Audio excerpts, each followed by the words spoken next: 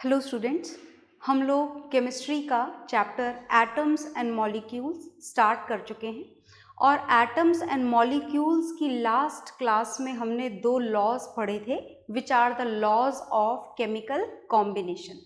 और उसमें हमने फर्स्ट लॉ पढ़ा था, law of conservation of mass. Is it okay? तो कुछ मैंने आपके लिए बोर्ड पर लिखा हुआ है, देखिएगा ध्यान से।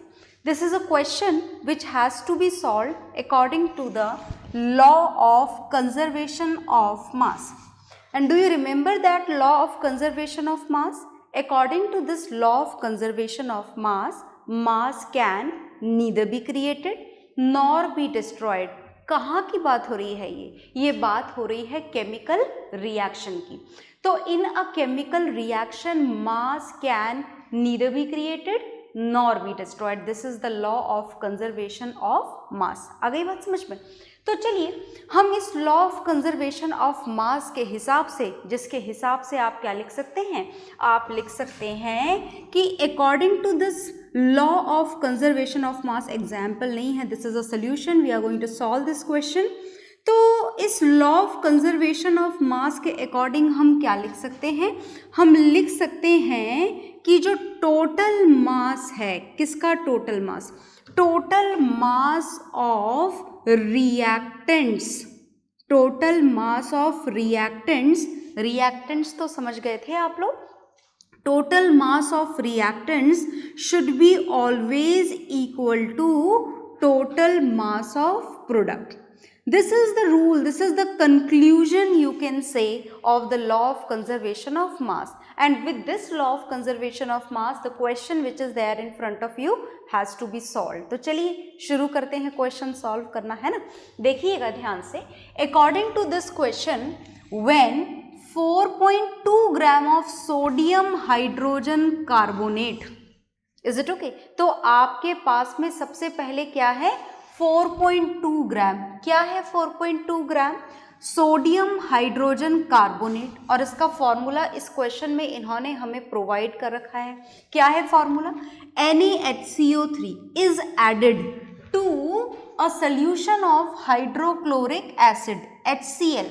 और इसका वेट कितना दे रखा है? इसका वेट दे रखा है 10 ग्राम्स। Is it okay? तो देखिएगा ध्यान से, मैं रिएक्शन आपके सामने जितनी लिख सकती हूँ उतनी लिख देती हूँ। NaHCO3 is going to react with hydrochloric acid. ध्यान से दोबारा पढ़ लें आप इस क्वेश्चन को। When 4.2 gram of sodium hydrogen carbonate, तो सोडियम हाइड्रोजन कार्बोनेट का मास यहाँ पर कितना दे रखा है? इस सोडियम हाइड्रोजन कार्बोनेट का मास प्रोवाइडेड है एंड दिस इज 4.2 ग्राम्स। तो आगे देखिएगा, is added to a solution of hydrochloric acid weighing 10 gram. इसको आपने किस में ऐड कर दिया? हाइड्रोक्लोरिक एसिड में। और हाइड्रोक्लोरिक एसिड का मास कितना दे रखा है? इसका मास हमको दे रखा है 10 ग्राम। आगे देखते हैं, it is observe that 2.2 gram of carbon dioxide is released into the atmosphere. मतलब रिएक्शन हो चुकी है और रिएक्शन होने के बाद में कौन सी गैस रिलीज हुई है? Carbon dioxide. I hope you all know the formula of carbon dioxide. So we have to write down this formula. और कार्बन डाइऑक्साइड का कितना मास रिलीज हुआ है? कार्बन डाइऑक्साइड का मास रिलीज हुआ है 2.2 ग्राम्स। तो चलिए लिख लेते हैं, carbon dioxide released is 2.2 grams. आगे देखिए, 2.2 gram of carbon dioxide is released into the atmosphere. The residue left behind is found to weigh 12 grams. मतलब इस कार्बन डाइऑक्साइड के साथ में कोई रेसिड्यू भी है और इस रेसिड्यू का मास इन्होंने हमको कितना प्रोवाइड कर रखा है? इस रेसिड्यू का मास इन्होंने हमको प्रोवाइड कर रखा है 12 ग्राम्स। वैसे इन्होंने हमको रेसिड्यू लिख के दिया है और आप चाहें तो रेसिड्यू के साथ ही क्वेश्चन कर लें, पर मैं आपको यहाँ पर प्रोडक्ट बताना चाहती हूँ।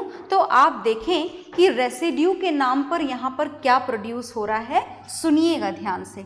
तो रेसिड्यू के नाम पर यहाँ पर जो प्रोड्यूस हो रहा है वो है NaCl और दूसरा है वाटर। तो इन दोनों के मिक्सचर को यहाँ पर क्या नाम दिया गया है? इन दोनों के मिक्सचर को यहाँ पर नाम दिया गया है रेसिड्यू। Is it okay? और रेसिड्यू का मास कितना प्रोवाइडेड है? 12 ग्राम्स। तो देखते हैं आगे कि इन्होंने और क्या पूछा है हमसे करने के लिए। क्वेश्चन लंबा है but the solution is very small, छोटा सा सॉल्यूशन है, तो बहुत ध्यान से देखना, आप घबराइएगा मत इतने लंबे से क्वेश्चन को देखकर। Now show that these observations are in agreement with the law of conservation of mass। तो आपको ये प्रूव करना है कि जो वैल्यू, जो रिएक्शन, जो इक्वेशन यहाँ पर प्रोवाइडेड है, this is according to the law of conservation of mass. और law of conservation of mass क्या है? It is also here in front of you, that is according to which total mass of reactants should be equal to total mass of products। बात समझ में आ गई? तो reactant आपको समझ में आ रहे हैं यहाँ पर? कौन है रिएक्टेंट? एक तो है ये और दूसरा है ये। तो चलिए टोटल मास ऑफ रिएक्टेंट हम यहाँ पर फाइंड आउट कर लेते हैं। तो कितना हो जाएगा देखिएगा ध्यान से। Now we are going to find out total mass of reactants. Reactants का मतलब समझ गए ना आप लोग अच्छी तरीके से? रिएक्टेंट का मतलब those compounds which take participate in the reaction which are added initially to complete a particular reaction. So the reaction is here in front of you and this sodium bicarbonate and hydrochloric acid are the reactants. तो sodium bicarbonate का mass यहाँ पर कितना provided है? 4.2 और इसका मास कितना provided है? 10 ग्राम। तो ऐड कर दीजिए, दिस इज 4.2 और 4.2 में 10 ऐड कर देना है और दोनों ही ग्राम्स में है, तो आंसर हमें दोबारा से किस में मिलेगा? ग्राम्स में मिलेगा। तो जब आप इन दोनों को ऐड करेंगे तो आंसर आपको मिलेगा 14.2 grams. And now we have to find out the total mass of products. तो चलिए वो भी फाइंड आउट कर लेते हैं। Now the total mass of products, बहुत ध्यान से देखना सारे बच्चे, टोटल मास ऑफ प्रोडक्ट्स निकालने जा रहे हैं हम। प्रोडक्ट्स का मास भी आपके सामने लिखा हुआ है, उधर देख लीजिए। ये कार्बन डाइऑक्साइड और ये इन दोनों का मिक्सचर जिसे रेसिड्यू नाम दिया गया है इस पर्टिकुलर क्वेश्चन में, it's total mass is 12 gram. So the total mass of product will be कितना हो जाएगा? 12 gram plus 2.2 gram. Is it okay? 12 gram plus 2.2 add कर दीजिए आप दोनों को and now this is also 14.2 ग्राम। बस इतना सा ही क्वेश्चन था, हो गया जी काम हमारा कंप्लीट। ध्यान से देख लीजिए दोबारा।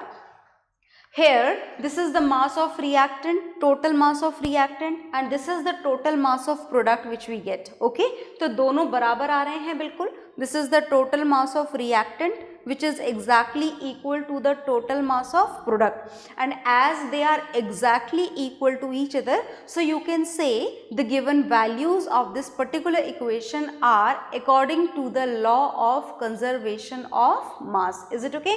तो आपको लास्ट में लिख देना है आंसर कि yes, this reaction follows the law of conservation of mass as total mass of reactant is equal to total mass of product। तो आप इसको नोट डाउन कर लीजिए और जो लाइन मैंने लास्ट में बोली है उसे लिखिएगा ज़रूर कि hence proved this reaction is in the agreement of law of conservation of mass। Is it okay? So note it down, then we will solve some more questions of these laws of chemical combination। Okay?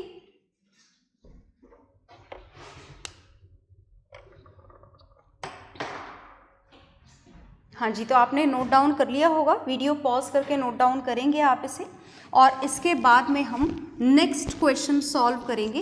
And again the next question is also based on the same law. This is law of conservation of मास। तो देखो मैं question लिखती हूँ आपके सामने और आप उसे सॉल्व करने की कोशिश करेंगे। ओके, और मेरे बताने से पहले अगर सॉल्व कर लें आप उस क्वेश्चन को तो मज़ा ज़्यादा आता है, आपको भी ज़्यादा मज़ा आएगा और मुझे भी आएगा। तो ऐसा करने की कोशिश करें कि मेरा सल्यूशन होने से पहले आपका आंसर आ जाए। ओके, तो क्वेश्चन लिखेंगे अभी हम।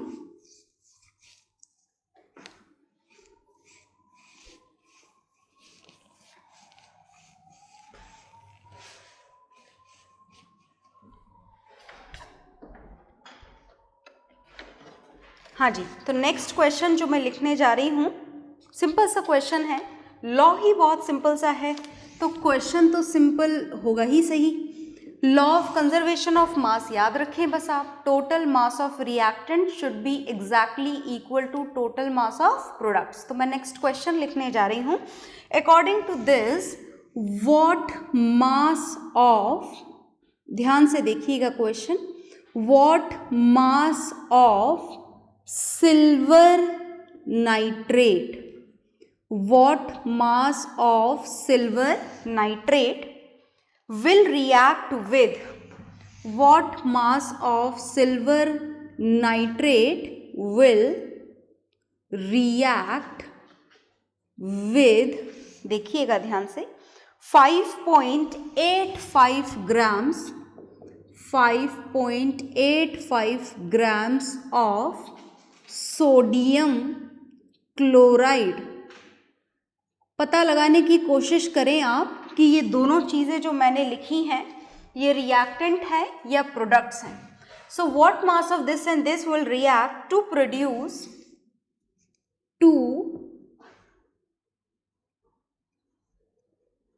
Produce 14.35 grams 14.35 grams of silver chloride पता लगाएं जल्दी से कि रिएक्टेंट कौन है और प्रोडक्ट कौन है ना। Silver chloride and 8.5 gram of sodium nitrate and 8.5 gram of sodium nitrate. This is the only question. बस इतना सा ही क्वेश्चन है। अब मैं बताऊं उससे पहले आप कर लें, वीडियो पॉज कर लें और क्वेश्चन कंप्लीट कर लें। बड़ा मज़ा आएगा आपको जब आप मुझसे पहले कर लेंगे इसे। देखिएगा ध्यान से, क्वेश्चन हम दोबारा पढ़ते हैं और जानते हैं कि क्या पूछा गया है। देखिए ध्यान से, according to this question what mass of silver nitrate, मतलब क्वेश्चन मार्क है, हमें मास पता लगाना है तो लिख लेते हैं जो क्वेश्चन मार्क है उस पर क्वेश्चन मार्क लगा लेते हैं, है ना। तो हमें किसका मास पता लगाना है, हमें मास पता लगाना है सिल्वर नाइट्रेट का मास पता लगाना है। तो लिख लीजिए सिल्वर नाइट्रेट के साथ में question mark. Is it okay? अब अगर आपके मन में ये विचार आ रहा है कि what is the silver nitrate, is it okay, तो फिलहाल आप ये जानने की कोशिश ना करें। Till the end of the chapter you will be able to write down the formula of almost many compounds. Is it okay? चलिए तो आगे चलते हैं। What mass of silver nitrate will react with 5.85 gram of sodium chloride। तो I am going to try to write down this reaction. तो कैसे लिखेंगे reaction, देखिएगा। सिल्वर नाइट्रेट रिएक्ट करने वाला है और सिल्वर नाइट्रेट किसके साथ में रिएक्ट करने वाला है, it is also given there in the question. What mass of silver nitrate will react with 5.85 gram of sodium chloride, मतलब silver nitrate is going to react with the sodium chloride and the mass of sodium chloride is given here. What it is? This is 5.85 grams. कितना mass given है हमें यहाँ पर sodium chloride का, जो भी given था वो हमने यहाँ पर मेंशन कर दिया है। आगे देखें, टू प्रोड्यूस मतलब रिएक्शन इन दोनों के बीच में ही होगी और अब बनेंगे प्रोडक्ट्स। तो चलिए देखते हैं प्रोडक्ट क्या क्या है यहाँ पर, है ना। तो produce 14.35 gram of silver chloride. तो इसको हम थोड़ा छोटा बना देते हैं, as two products has to be written. So first product provided is silver chloride, and what is the mass of silver chloride produced? This is 14.35 grams. तो लिख लेते हैं हम 14.35 grams and the another product is also produced and 8.5 gram of sodium nitrate। तो जो दूसरा product बन रहा है वो कौन सा बन रहा है, वो बन रहा है सोडियम नाइट्रेट। और सोडियम नाइट्रेट कितना बन रहा है, सोडियम नाइट्रेट बन रहा है 8.5 gram. So whatever the values are given in the question, हम सारी वैल्यूज को यहाँ पर नोट डाउन कर चुके हैं। देखिएगा ध्यान से, क्वेश्चन मार्क लगा हुआ है बस यहाँ के लिए, हमें सिल्वर नाइट्रेट का मास यहाँ पर फाइंड आउट करना है। और इस मास को फाइंड आउट करने के लिए काम में क्या लेना है, ये तो हम पहले ही जानते हैं, हमें काम में लेना है law of conservation of mass. Is it okay? तो law of conservation of mass याद है ना आप लोगों को? क्या है law of conservation of mass, देखिएगा ध्यान से। According to the law of conservation of mass, I hope आप मुझसे पहले कर रहे हैं जल्दी जल्दी से, है ना। According to the law of conservation of mass, क्या लिख सकते हैं हम, law of conservation of mass के अकॉर्डिंग क्या लिखा जा सकता है, according to this law of conservation of mass, total mass of reactants, is it okay? Total mass of reactants is always equal to total mass of products of all the products, sum of the masses of all the products formed, right? Okay, चलिए तो लिख देते हैं mass of reactant। reactant कौन कौन है यहाँ पर, silver nitrate and sodium chloride. तो सिल्वर नाइट्रेट के मास को आप x अज्यूम कर सकते हैं, बिल्कुल। तो लिख लीजिए total mass of reactant is equal to x plus 5.85। Is it okay? Now total mass of products, mass of products calculate करें, कर लेते हैं। प्रोडक्ट्स कौन कौन है यहाँ पर, फर्स्ट प्रोडक्ट सेकेंड प्रोडक्ट, दोनों को ऐड कर दें, कर देते हैं। देखिएगा ध्यान से, this is 14.35 plus 8.5 grams। अब इस इक्वेशन में हमें क्या कैलकुलेट करना है, यहाँ पर हमें कैलकुलेट करनी है इस x की वैल्यू।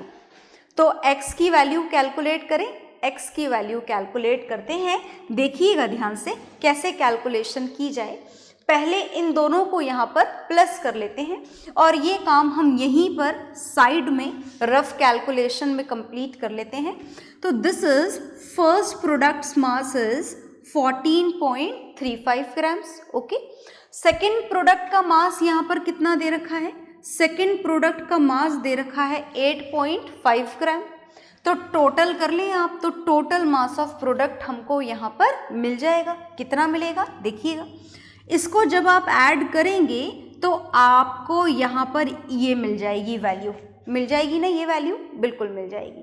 कितनी वैल्यू मिली हमें देखिएगा, x plus 5.85 is equal to, इन दोनों वैल्यूज को हम उधर ऐड कर चुके हैं। So this is 22.85 grams.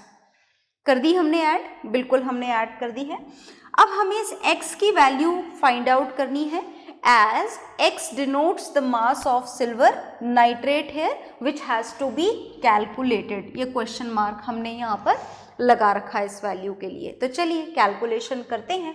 Now x is equal to, this is 22.85 grams. इस 5.85 को आप दूसरी साइड ले जाइए तो माइनस 5.85 ग्राम। ये लेफ्ट हैंड साइड में वैल्यू पॉजिटिव थी, साइड चेंज होगा, साइन चेंज हो जाएगा। और अब हम इस x की वैल्यू को इधर लिख देते हैं कैलकुलेट करके, यहाँ पर कर देते हैं नेक्स्ट कैलकुलेशन।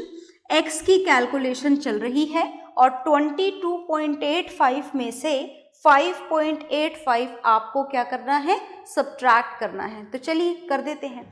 ये रहा 22.85 और इसमें से 5.85 हमें क्या करना है, माइनस।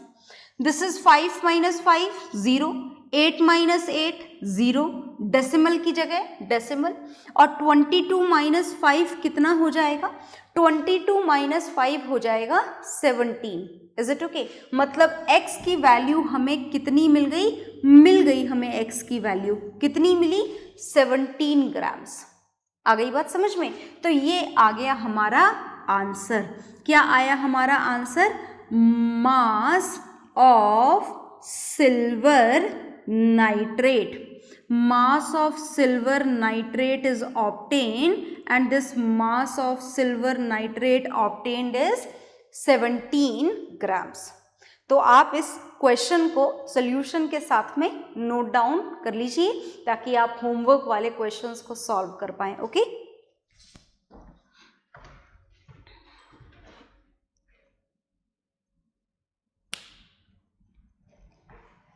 हाँ जी, तो आपने इस क्वेश्चन को नोट डाउन कर लिया होगा और इसके बाद में हम कुछ क्वेश्चंस करेंगे. लॉ ऑफ कांस्टेंट प्रोपोर्शन के क्वेश्चन हम लोग सॉल्व करेंगे. Is it okay? तो आप इस क्वेश्चन को नोट डाउन कर चुके हैं और हम लोग जो क्वेश्चन है वो अब करने जा रहे हैं लॉ ऑफ कांस्टेंट प्रोपोर्शन का. Law of conservation of mass के लिए इतने क्वेश्चन करना सफिशिएंट है, तो मैं इसे रफ करने जा रही हूँ. And now we are going to solve the question for law of constant proportion. तो जब तक मैं क्वेश्चन रफ कर रही हूँ और नेक्स्ट क्वेश्चन लिख रही हूँ तब तक आप जरा अपने लॉ ऑफ कांस्टेंट प्रोपोर्शन को रिवाइज कर लें ताकि आपको क्वेश्चन समझ में आए. आई होप भूल गए होगे आप, टाइम हो जाता है आपको पढ़े हुए, तो आप उसको फटाफट रिवाइज कर लें और उसके बाद में हम स्टार्ट करेंगे one more question. And this one more question is based on the law of conservation of sorry, this is not law of conservation of mass that we have done. We are going to solve the question of law of constant proportion. अब हम किसका question solve करने जा रहे हैं? हम solve करने जा रहे हैं लॉ ऑफ कांस्टेंट प्रोपोर्शन. तो रेडी? चलिए सॉल्व करते हैं one more question which is based on the law of constant proportion. एक छोटा सा क्वेश्चन मैं करवाने जा रही हूँ आपको, देखिएगा ध्यान से.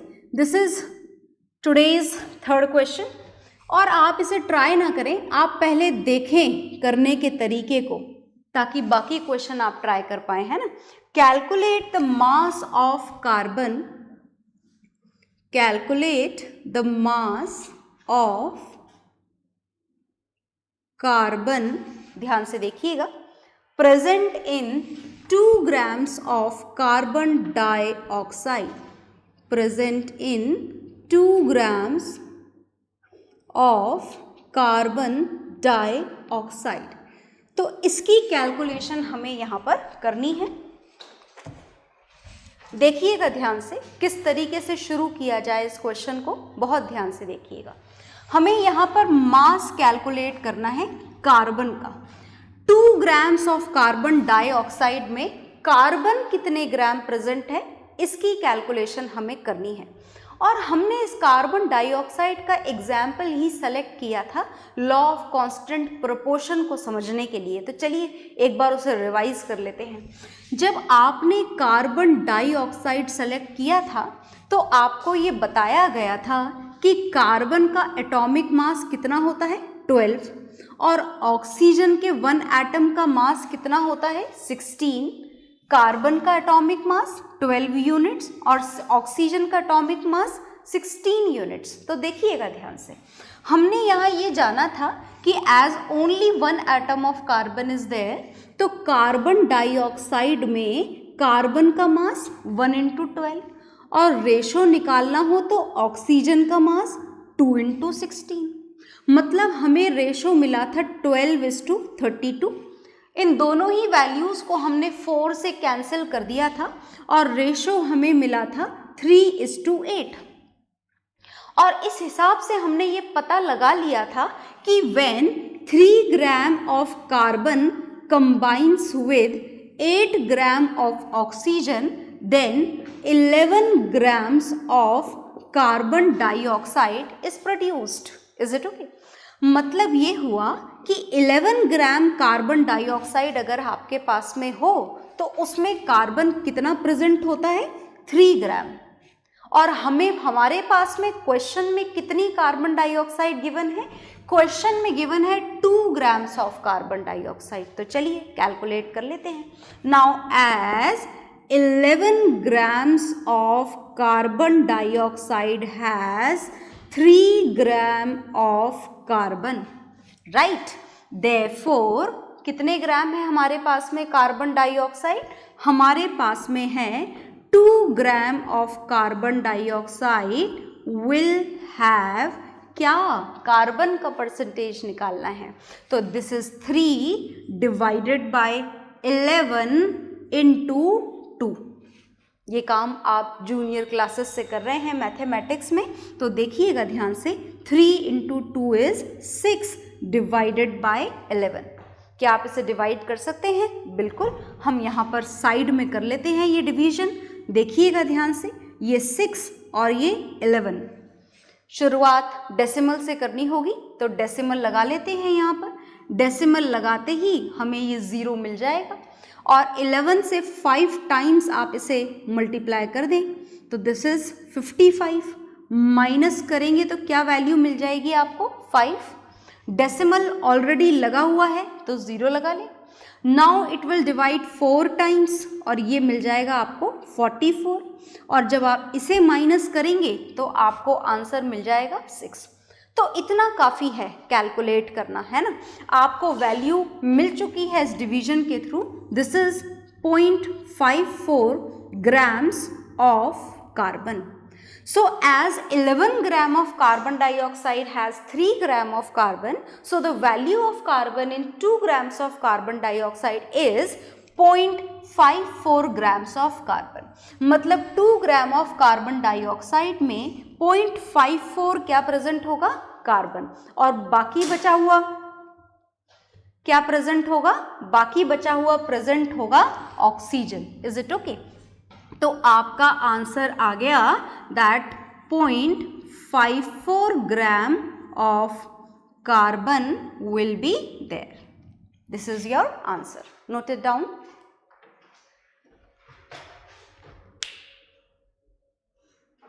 तो नोट डाउन आप इसे कर चुके होंगे। इसके बाद हम कुछ और क्वेश्चन सॉल्व करेंगे, but that will see in the next class. So bye everyone.